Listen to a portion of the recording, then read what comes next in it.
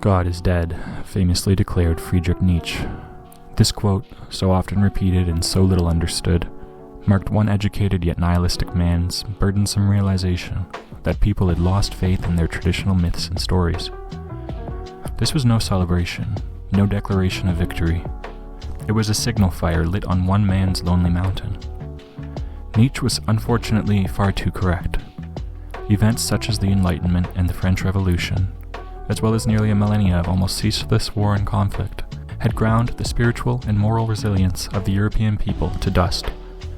Now depressed and long-working masses of disenfranchised peasants labored under an elite who increasingly disregarded any higher ideals of service or fealty to their people. Kings, instead of building hospitals and schools like Saint King Louis or Gregory the Great, increasingly built monuments to themselves. Monuments of God and heaven gave way to monuments of conquest and dominion.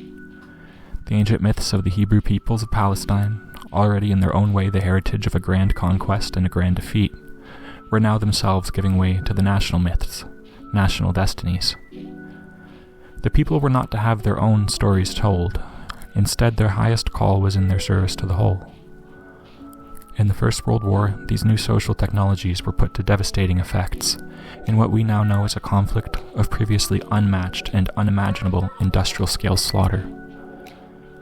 The new modern myth weavers, no longer telling tales of stars in the sky or monsters in the forest, now told tales of the monster across the border. The German, the Englishman, by all reasonable accounts brothers to their core, sharing a heritage so similar that in 1,000 years some scholars may group them more tightly than we today imagine, were convinced by well-drawn posters and state-of-the-art silent film productions that the other, just across the water, was not only different from them, they hated them, wanted the worst for them, could never have accord with them. They were the monster, and unlike the monsters of old, no strange superstitions or well-fashioned talismans could provide repose.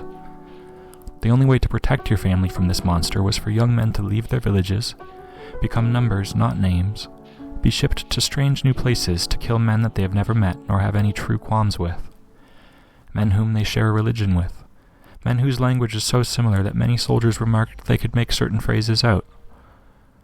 The myth was solidified. There was no higher honor than to lose yourself to the whole. Your home, your village, your family, and your traditions are not the highest value.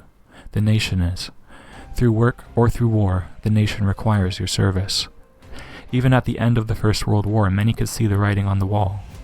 This was not the end of the story. The shooting had stopped. The gun barrel of industrial warfare was cooling down after 4 years of ceaseless, catastrophic destruction. But there was something in the air. This story wasn't over. This tragedy had another chapter. The combination of the Great Depression, the Spanish flu, and many tragedies besides, had once again ground the morale of the people to historic lows. In this malaise, a new class of ultra-charismatic leaders emerged.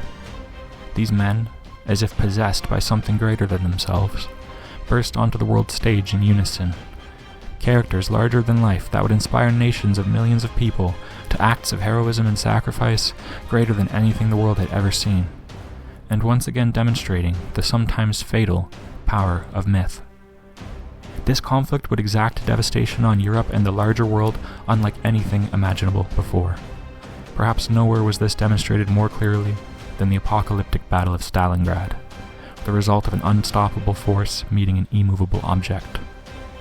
Service to folk, Führer, and fatherland versus service to the motherland and the communist revolution. A collision of national myths, providing the closing chapter for one story and the climax for another. Nietzsche was fully vindicated. One city, understood to be a symbolic target for both sides, would claim 800,000 men. The Crusades were once thought to be the height of fanaticism and sacrifice, but these new myths wielded a power unlike anything seen before, an atomic level of power. In the scheme of history, the events I talk about are incredibly recent. But some say these patterns are repeating themselves, that maybe this devastating myth will be a trilogy after all.